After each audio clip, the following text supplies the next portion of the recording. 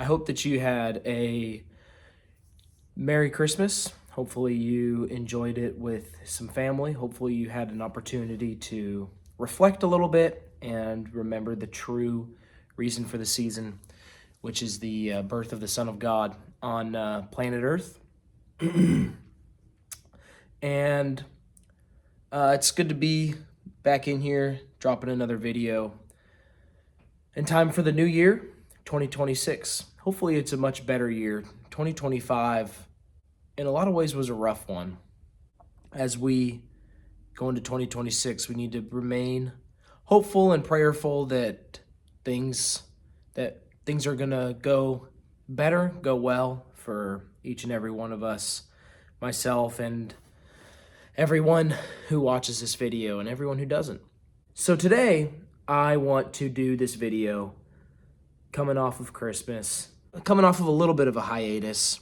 What was I doing? Well, I was kind of quickly remodeling the 2 bathrooms in our house, which I'd like to do a video on, just kind of summarizing how to remodel a bathroom. A lot of people, they think that remodeling a bathroom is this crazy, expensive, ridiculous, complicated thing that you have to put up this obnoxious tile and put in a jacuzzi tub, and none of that's true. You can remodel a bathroom and make a bathroom really nice by changing the trim on your shower with updated, more modern trim, resurfacing the tub if it needs it, changing the floors, putting a new vanity in there, new sink, new toilet, fresh paint on the walls, new exhaust fan, just going through and refreshing everything in that bathroom. For just a few grand, you can have a brand new bathroom and nothing that's overly complicated. Matter of fact, a lot of times, like older houses already have the obnoxious outdated tile up. They'll have a tub with the tile on the walls. Take all that down and just put a good old-fashioned tub in there, like a conventional shower stall. You can do that and the house is gonna look good. Shower stalls, a lot of people look down on them, but they're good, they're simple, they don't leak. Tile surrounds will leak for a long time without anybody realizing it, especially when it's just a crawl space underneath the tub. Anyway, I'm getting totally sidetracked on bathroom stuff, which I'd love to get into later on another video. So this video I'm making this is me inserting proof, my proof of how you can keep yourself out of the new car scam. It's just a fact that new cars are a scam. Why are new cars a scam? It's not a scam because you're going to get it and it's going to break down on you the next day. It's a scam because new cars are so overloaded and overcomplicated that by buying a new car, you are being forced to pay for things that you do not need. New cars are coming with ridiculous things that most people don't even notice. Example, double pane windows. New cars are coming with double pane windows. The entire purpose of this double pane window in these new cars, right? We always hear double pane windows in houses, which are worth it. But double pane windows in cars, the entire purpose is to reduce road noise. And has road noise truly been a burden over the last 20 to 30 years in cars? No. I have a car from the 70s, and I also have a car from the early 90s, and those cars suffer from road noise. Honestly, the early 90s car actually does pretty well. The 70s car, that thing suffers from road noise bad. Cars over the last 20 years have done immeasurably well against road noise. So what happens when you're in a shady side of town and your window gets broken and you have to replace the window on this car? Is that now you've got to replace a double pane window on your car, which is substantially more expensive than just a traditional automotive safety window. Oh, well, my insurance is going to pay for it. Your insurance is still paid for by you. So even though you aren't experiencing the brunt of that cost, you will experience the brunt of the increase in your premium. So it's still a loss. You still lose. People need to look past their nose on these things.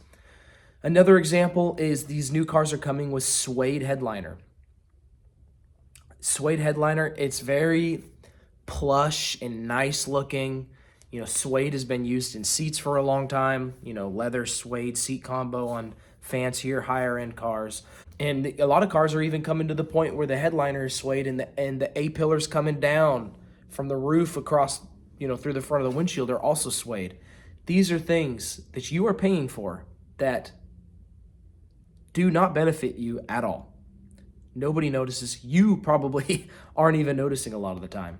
So, that being said, the entire point I'm making is that almost every car that's been built over the last 20, 25, even 30 years is more than sufficient, more than good enough to get you what you want and what you expect out of a nice car. And I have recently avoided that myself. What did I do? Well, my truck is spec'd pretty on the low end of things. I love my truck mainly because, and I bought my truck because it's four-wheel drive, a manual transfer case, shift four-wheel drive, and it's a 5-speed straight shift transmission, a standard transmission. That is almost the sole reason why I bought that truck. Now, when you buy a truck with a manual transmission, what does all that come with? Very basic amenities. And one of the basic amenities that came with my truck was cloth seats. And I'm not normally against cloth seats, but I was against these cloth seats. And this cloth fabric that was in my truck, very comfortable, but something about it was extremely attractive to like dog hair and just any lint on your jeans. It was like Velcro to it. It would come off, it would stick in that fabric of those seats, and it would be really difficult to even vacuum out. I'd vacuum it out, and I had to use a rubber brush to just pull the hair out of the fabric of those seats to clean the seats, to clean off the seats, get everything out of them. So most people nowadays in this current generation, in this current climate, in this consumer's culture, would experience that in a vehicle, in a truck, in the same kind of truck, as millions of trucks were made with these seats, or hundreds of thousands, whatever. Many people will be like, wow, these seats are annoying. I am going to go and upgrade into a better, fancier, newer truck. And that is the mental rut that we have got to get ourselves out of. We have got to make do with what we have. And when what we have isn't good enough, improve what we have. Whether that's your car, whether that's your house, no matter what it is. So I was at the junkyard with my dad not too long ago, and I came across another truck, same year and everything, with leather seats. And I was like, dang, I would really love to have leather seats in my truck. Now, the reason I didn't just go get them, I wanted them out of my year and everything because I've got 2 little kids and they both ride in car seats. And I wanted the metal hooks that come out for car seats to click into. It makes it so much easier for car seats to come in and out of. They were mandated in 2003 or 2004. My truck's in 04, so that's why I wanted the same year of seats. And this 04 Dodge pickup that was in the junkyard was the same year mine is. And the back seat in particular was in fantastic shape, and so was the center console, and the driver and passenger seat needed restoration. They were admittedly rough, but I was like, hey, I'm going to buy these, and I'll eventually get around to restoring them, and I'll throw them into the truck, and everything will be great. So I bought those seats from the junkyard, and I was thrilled with the seats, and they sat in my shop for a good few months. And then my lovely wife, who I love dearly, for Christmas, she got me the leather seat cover replacements and new foam cushions for those seats so that I could restore them and put them in my truck. That's exactly what I got for Christmas, and exactly what I did is I restored those leather seats and put them in my truck. And Now, instead of going out and getting myself a truck payment for a truck that had the leather seats I wanted, buying the entire truck with those seats, I went out and found the seats that I wanted and I put them in the truck I already had. Instead of getting a payment, I essentially spent one truck payment on those seats and restoration and putting them in my truck. And now I still have the same old paid off truck that's been a reliable, sturdy workhorse for me for 7 going on 8 years now. And I've got the leather seats I've always wanted, and I can keep just trucking along.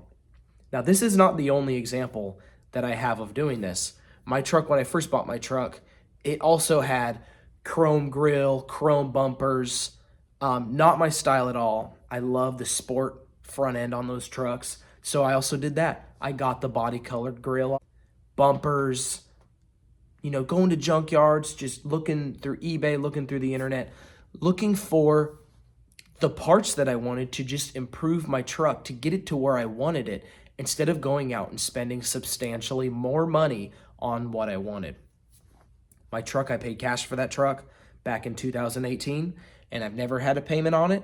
And over the years, I've slowly done things and made changes and made improvements to make that truck into the exact truck that I want and that I want it to be.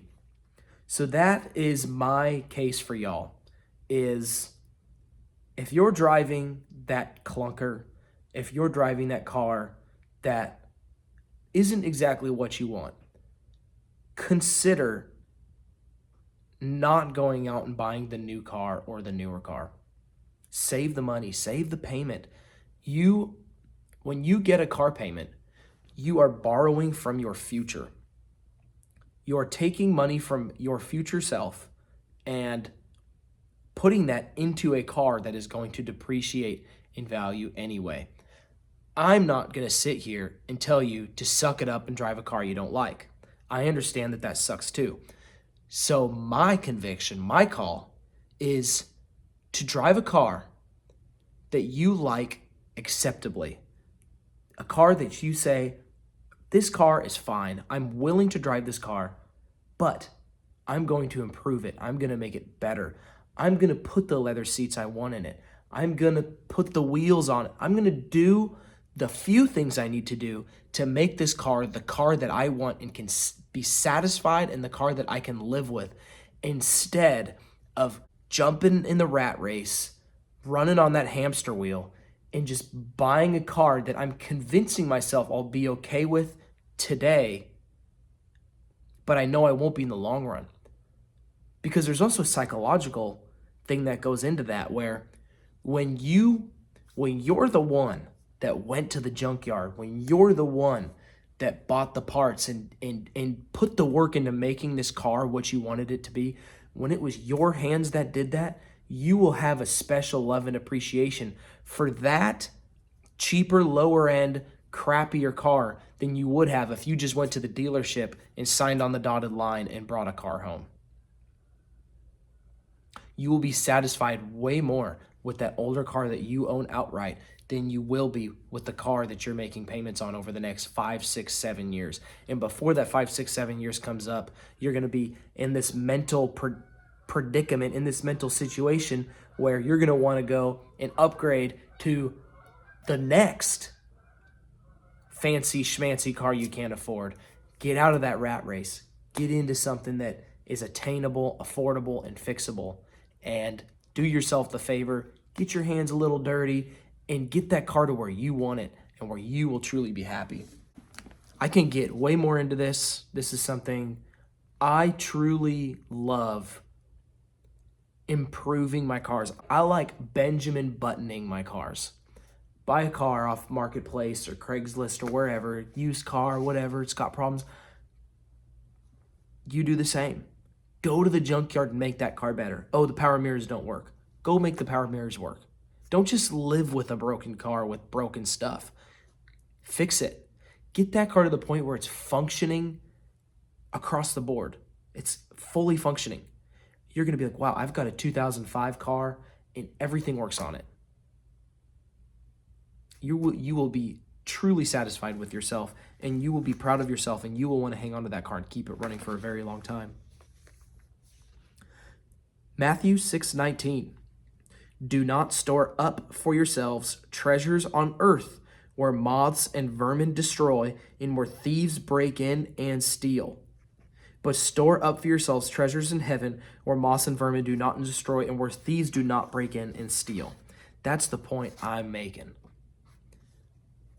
When you stretch yourself thin on car payments, when you stretch yourself thin on lifestyle choices, you begin to focus on the grind, you panic on your situation, and you take your eyes off God, you will struggle. Your relationship with Christ will struggle. And this is a mistake that I've made. This is something that none of us are immune to. It's something that we all have to work on and push back against.